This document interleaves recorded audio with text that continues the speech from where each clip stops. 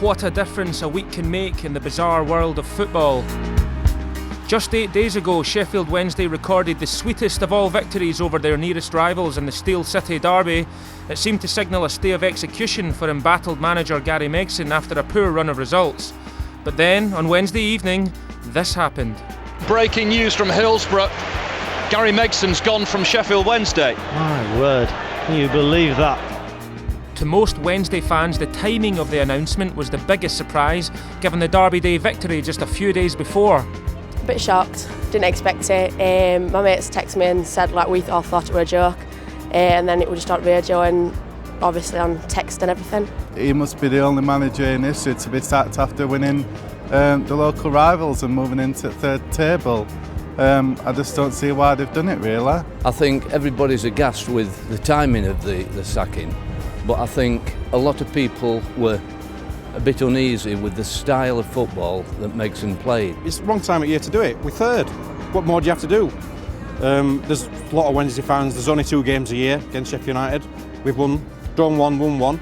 Why sack someone in third? Now we've got to start again with a new manager, a new set of teams, a new way of playing.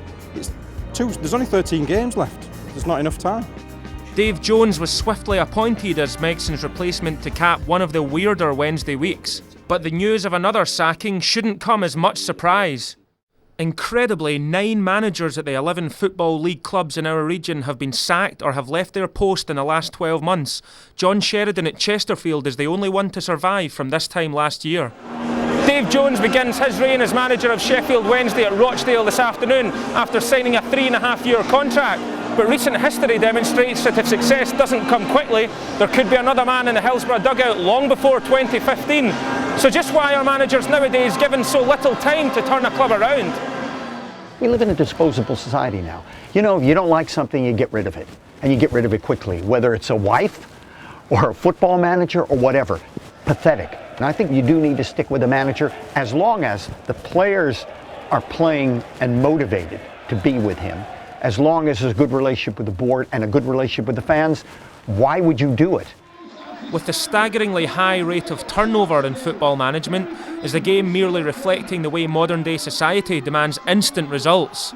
There is no industry where results are so immediate. So you get appointed as a CEO of a company, right? It might take 2 years before you'll know whether that CEO has been accepted, has been successful with that company, right? In football, it's weeks, it's months, and you're out if you don't deliver. And that kind of mentality, I think, is very, very harmful. Megson's dismissal and the recent sacking of Lee Clark from 4th-placed Huddersfield shocked many, particularly with a glance at the top of League One showing both clubs are well on track to give themselves a chance of promotion. What's happening now is very weird indeed. You're talking about clubs that are in the top 3 or 4, dumping the manager there. But what I actually think it is unrealistic expectations by boards that, okay, we're close but not quite there. We want to get automatic promotion in place, so let's make a change now. Despite concern among some Wednesday fans, Chairman Milan Mandaric remained defiant that his actions are in the best interest of the club. My guts and my feeling is telling me, my experience, that I need to do this in order to move forward. And for that, I need people to trust me. Saturday's game saw Wednesday leave Rochdale with a goalless draw in a match they could have lost had the home side converted a late penalty. It's this type of result that Mandaric won't tolerate. I'm a patient man. This is my 3rd club that I patiently, successfully took previous 2 clubs where they should be. Okay? Doing it with this club, and for that reason you have to have patience. But I don't have patience for failures. If you were Sheffield Wednesday chairman Milan Mandaric and he came to you suggesting that he might want to get rid of Gary Megson, what would your advice have been to him at that point?